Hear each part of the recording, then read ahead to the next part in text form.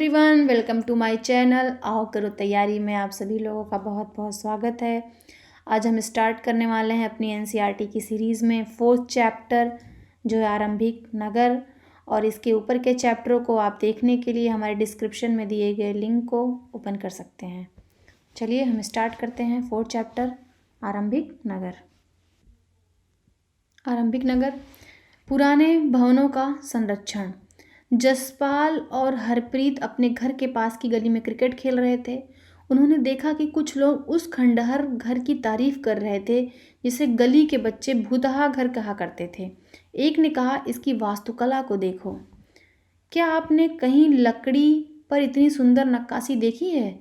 दूसरी महिला ने कहा, हमें मंत्री जी को पत्र लिखकर कहना चाहिए कि इस खूबसूरत घर को सुरक्षित रखने के लिए इसकी मरम्मत कराने की व्यवस्था करें।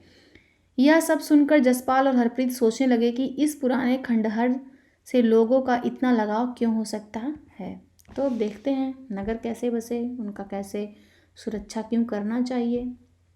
तो नगरों की कहानी में सबसे पहले स्टार्ट होता है हड़प्पा की कहानी। अक्सर पुरानी इमारत अपनी कहानी बताती है। लगभग 150 साल पहले जब पंजाब में पहली बार रेलवे लाइन बिछाई जा रही थी तो इस काम में जुटे इंजीनियरों को अचानक हड़प्पा स्थल मिला जो आधुनिक पाकिस्तान में है। यानी अभी हड़प्पा कहाँ पे है? आधुनिक पाकिस्तान में है। उन्होंने सोचा कि यह एक ऐसा खंडहर है जहाँ से अच्छी ईंटें मिलेंगी। यह सोचकर वे हड़प्पा के खंडहर से हजारों ईंटें उखाड़ ले गए जिससे उन्होंने रेलवे लाइनें बिछाईं। इससे कई इमारतें पूरी तरह नष्ट हो गईं।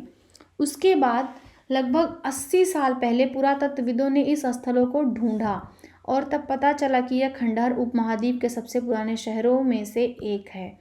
चूँकि इस नगर की खोज सबसे पहले हुई थी इसलिए बाद में मिलने वाले इस तरह के सभी पुरास्थल जो इमारतों और चीज़ें मिली उन्हें हड़प्पा सभ्यता की इमारतें कहा गया। इस शहर का निर्माण लगभग 4700 साल पहले हुआ था। हड़प्पा का निर्माण कब हुआ था? 4700 साल पहले हुआ था।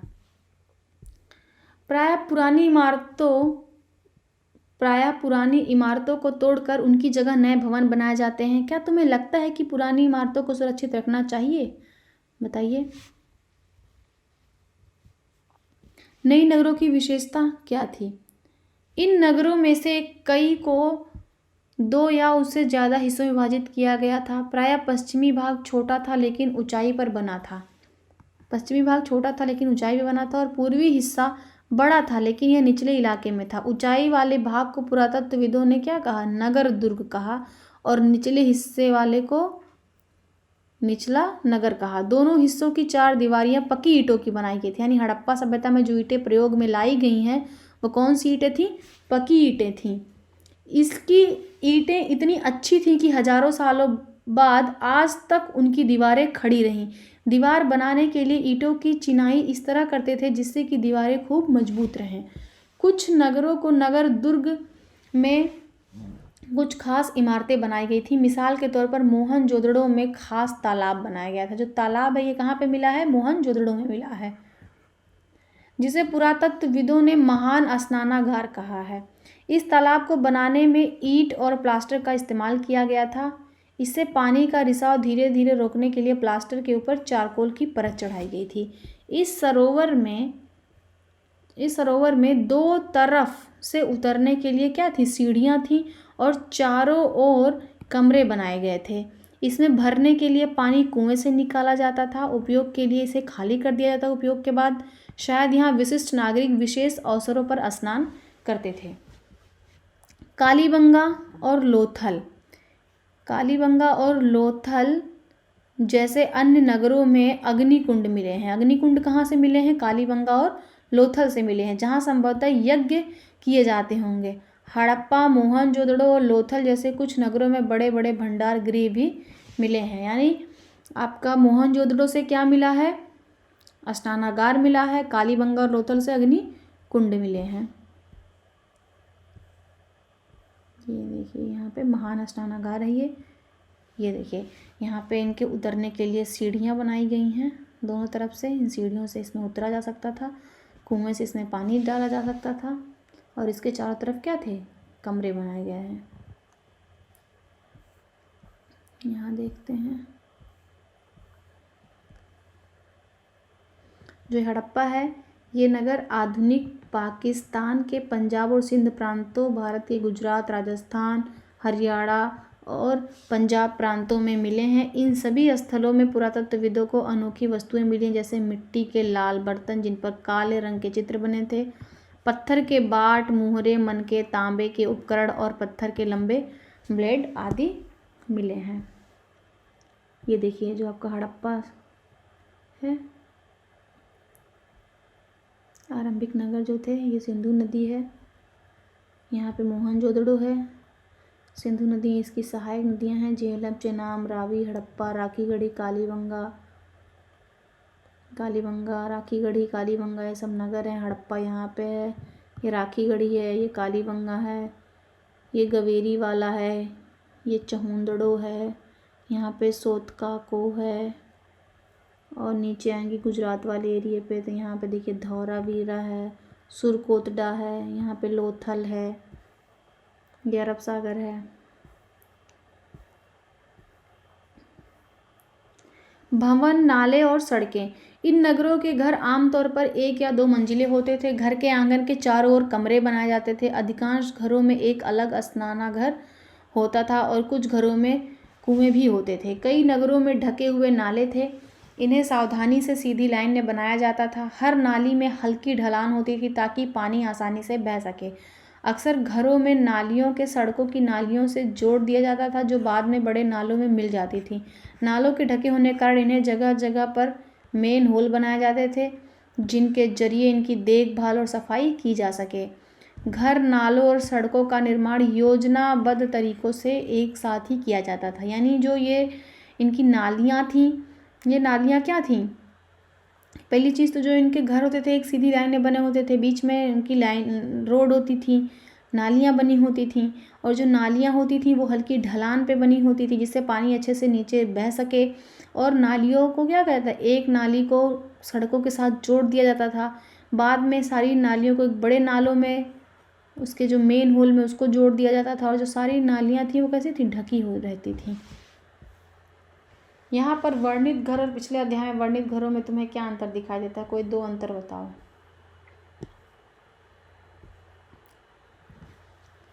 बताइए 2 अंतर। जो हमने पीछे घर पढ़े वहाँ पे नालियाँ नहीं थी, नालियाँ ढकी हुई नहीं होती, योजनाबद्ध तरीके से नहीं बनी थी, जबकि यहाँ पे ये सारी विशेषताएं हैं। नगरीय जीवन। हड़प्पा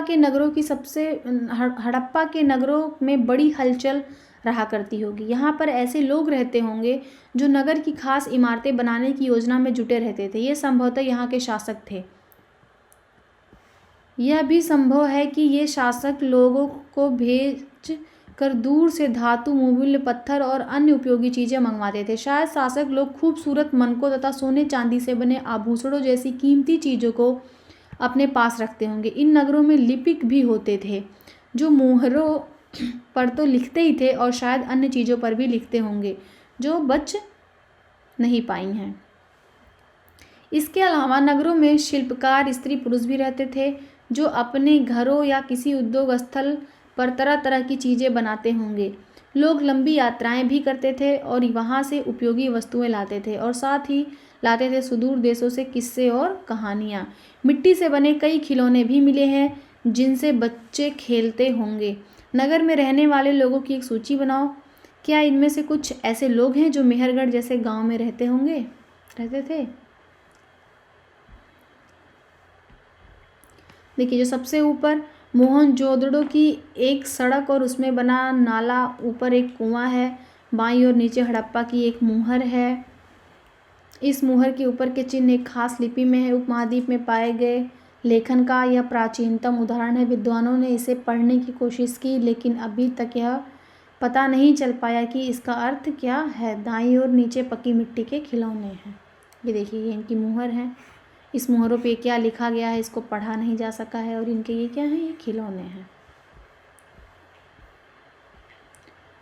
नगर और नए शिल्प। आओ अब कुछ ऐसी चीज़ों के बारे में अध्ययन करें जो हड़प्पा के नगरों से प्राप्त हुई हैं। पुरातत्वविदों को जो चीज़ें वहाँ मिलती हैं उनमें अधिकतर पत्थर है। शंख, तांबे, कांसे, सोने, चांदी जैसी धातुओं से बनाई गई थी। तांबे और कांसे से औजार, हथियार, गहने और बर्तन बनाए जाते थे। सोने और चांदी से गहने और बर्तन बनाए जाते थे। यहाँ मिली सबसे आकर्षक वस्तु में मनके, बाट और फलक हैं। ये देखिए यहाँ पे ये क्या है, ये पत्थर के बाट हैं। देखो कितने ध्यान से उपयुक्त तरीके से इन बाटों को बनाया गया है। इन्हें चर्ट पत्थर से बनाया गया था। इन्हें शायद बहुमूल्य पत्थर और धातुओं को तौलने के लिए बनाया गया होगा। मध्य में बाएं मनके, इनमें से कई कार्नेलियन पत्थरों से बनाए गए थे। पत्थरों को काट कर और तराश कर मनके बनाए गए। इनके बीच छेद किए गए थे ताकि धागा डालकर माला बनाई जा सके। ये देखिए यहाँ पे मध्य में दाएं पत्थर के धारदार फलक, नीचे कढ़ाईदार वस्त्र एक महत्वपूर्ण व्यक्ति की पत्थर से बनी मूर्ति जो मोहनजोदड़ो से मिली थी, इसमें उसे कढ़ाईदार वस्त्र पहने दिखाया गया है। ये देखिए यहाँ पे जो मूर्ति मिली है, इस पे देखिए इसको कैसे कढ़ाई बनी है। ये सारी चीज़ें ये इसको पहनाया गया है। हड़प्पा सभ्यता के लोग पत्थर की मोहरें बनाते थे।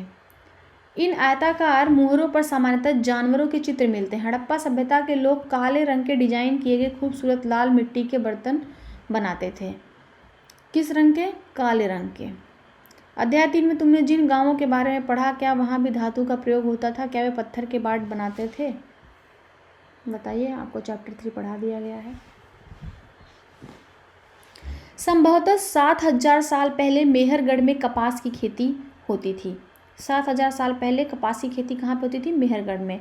मोहनजोदड़ो से कपड़े के टुकड़ों के अवशेष, चांदी के एक फूलदान, यानी मोहनजोदड़ो से क्या मिला? कपड़े के अवशेष मिले हैं, चांदी के एक फूलदान के ढक्कन तथा कुछ अन्य तांबे की वस्तुओं से चिपके हुए मिले हैं। पकी मिट्टी तथा फेन से बनी तकलियाँ सूत कताई का संकेत देती हैं। इनमें से अधिकांश वस्तुओं का निर्माण विशेषज्ञों ने किया था। विशेषज्ञ उसे कहते हैं जो किसी खास चीज को बनाने के लिए किसी खास प्रशिक्षण लेता है, जैसे पत्थर तराशना, मनके बनाना, फिर मोहरों पर पच्चीकारी करना आदि। मूर्ति का चेहरा कितने आकर्षक ढंग से बनाया गया है, उसकी दाढ़ी कितनी अच्छी दर्शाई गई है। ये देखिए यहाँ पे, ये देखिए यहाँ पे, ये देखिए दाढ़ी एकदम जो आजकल लोग रख रहे हैं वो वाली।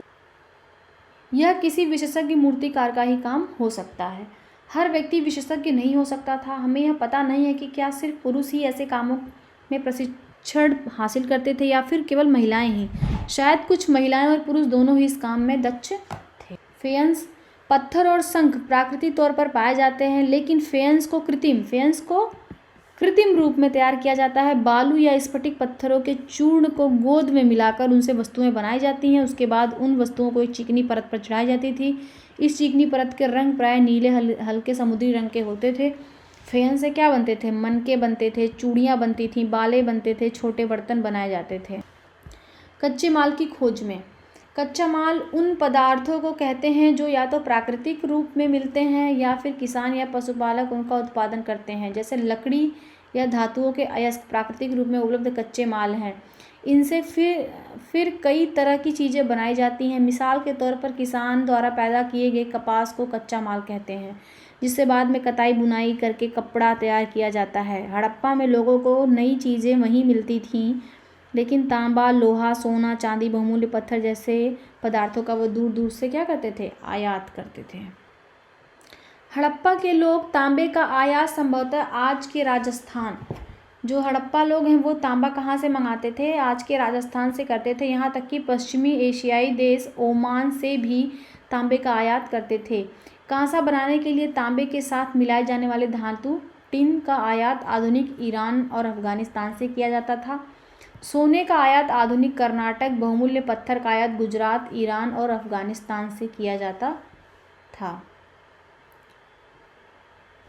देखिए यहाँ पे चीज़ों को एक जगह से दूसरी जगह कैसे ले जाया जाता था। इन चित्रों को देखो, ये देखिए चित्र, देखिए यहाँ पे पहिए का आविष्कार आपको दिख रहा होगा। यहाँ पे पहिया दिख रहा है। इन चित्रों को देखो, एक खिलौना है और दूसरी एक मुहर। क्या तुम बता सकते हो कि हड़प्पा के लोग यातायात के लिए किन साधनों का प्रयोग करते थे? पिछले अध्यायों में क्या तुमको पहिए वाले वाहनों की जानकारी दी गई थी? बच्चों का खिलौना वाला हल। आज हल चलाने वाले ज़्यादातर किसान पुरुष होते हैं। हमें ज्ञात है ज्ञात नहीं है कि क्या हड़प्पा में भी यह प्रथा थी। हड़प्पा वालों को पता, हमें ये नहीं पता है हड़प्पा में भी हल से वो खेती करते थे कि नहीं, बट खिलौने के रूप में हमें हल मिला है। नगरों में रहने वालों के लिए भोजन। लोग नगरों के अलावा गांव में भी रहते थे। वे अनाज उगाते थे और जानवर पालते थे। किसान और चारवाह भी शहरों में रहने वाले शासकों, लेखकों और दस्तकारों को खाने के सामान देते थे। पौधों के अवशेष से पता चलता है कि हड़प्पा के लोग गेहूं, जौ, दाल, मटर, धान, तिल, सरसों उगाते थे। जमीन की जुताई के लिए हल का प्रयोग एक नई बात थी। हड़प्पा काल में हल तो नहीं बच पाए हैं क्योंकि वे प्रायः लकड़ी से बनाए जाते थे, लेकिन हल के आकार के खिलौने मिले हैं। इस क्षेत्र में बारिश कम होती है, इसलिए सिंचाई के लिए लोगों ने कुछ तरीके अपनाए होंगे। संभवतः पानी का संचय किया जाता होगा, ज़रूरत पड़ने पर उससे फसलों की सिंचाई की जाती होगी। हड़प्पा के लोग गाय, भैंस, भेड़, बकरियां पालते थे। बस्तियों के आसपास तालाब और चारागाह होते थे, लेकिन सूखे महीनों में मवेशियों के झुंडों को चारा पानी की तलाश में दूर दूर तक ले जाया जाता था। वे बेर जैसे फसलों को इकट्ठा करते थे, मछलियां पकड़ते थे और हिरण जैसे जानवरों का शिकार करते थे। गुजरात में हड़प्पा कालीन नगर का सूक्ष्म निरीक्षण करते हैं। कच्छ के इलाके में खादिर बेत के किनारे धौलावीरा नगर बसा था। खादिर बेत के किनारे वहाँ साफ पानी मिलता था और ज़मीन उपजाऊ थी। जहाँ हड़प्पा सभ्यता के कई नगर 2 भागों में विभक्त थे, वहीं धौलावीरा नगर को 3 भागों में बांटा गया था। जो धौलावीरा नगर था, जो हड़प्पा था, वो 2 भागों में बटा था। एक को हम लोग क्या कहते थे, नगर दुर्ग कहते थे। एक को हम लोग, एक सेकेंड रुकिए इसको,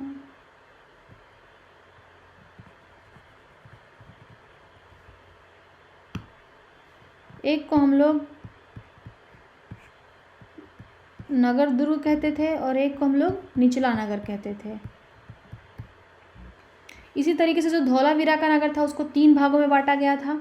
इसके हर हिस्से के चारों ओर पत्थर की ऊंची ऊंची दीवार बनाई गई थी। इसके अंदर जाने के लिए बड़े बड़े प्रवेश द्वार थे। इस नगर में एक खुला मैदान भी था जहां सार्वजनिक कार्यक्रम आयोजित किए जाते थे। यहाँ मिले कुछ अवशेषों में हड़प्पा लिपि के बड़े बड़े अक्षरों को पत्थरों में खुदा पाया गया है। इन अभिलेखों को संभवतः लकड़ी में जड़ा गया था। यह एक अनोखा अवशेष है क्योंकि आमतौर पर हड़प्पा के लेख मुहर जैसी छोटी वस्तुओं पर बनाए जाते थे। गुजरात की खंबात की खाड़ी में मिलने वाली साबरमती की नदी के किनारे बसा लोथल नगर ऐसे स्थान पर बसा था जहाँ कीमती पत्थर जैसा कच्चा माल आसानी से मिल जाता था। यह पत्थरों, शंखों और धातुओं से बनाई गई चीज़ों का एक महत्वपूर्ण केंद्र था। इन नगर में एक भंडार गृह भी था।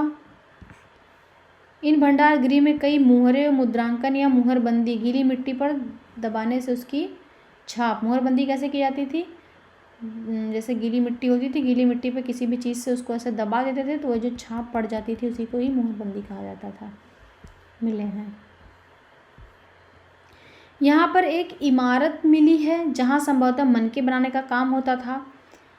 पत्थर के टुकड़े, अदबने मनके बनाने के उपकरण और तैयार मनके भी यहाँ मिले हैं। कहाँ पे, देखिए, मुहर और मुद्रांकन या मुहरबंदी क्या आती थी। मुहरों का प्रयोग सामान से भरे उन डिब्बों या थैलों को चिन्हित करने के लिए किया जाता होगा जिन्हें एक जगह से दूसरी जगह भेजा जाता था। थैले को बंद करने के बाद उनके मुहरों पर गीली मिट्टी पोतकर उन पर मुहर लगाई जाती थी। मुहर की छाप को मुहरबंदी कहते हैं।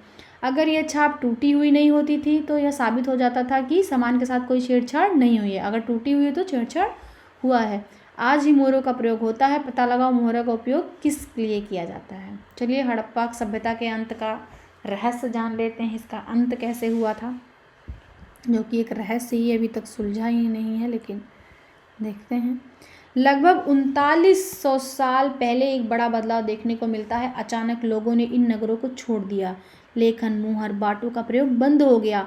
दूर दूर से कच्चे मालों का आयात काफ़ी कम हो गया। मोहनजोदड़ो में सड़कों पर कचड़े के ढेर बनने लगे। जल निकास प्रणाली नष्ट हो गई और सड़कों पर ही झुग्गी नुमा घर बनाए जाने लगे।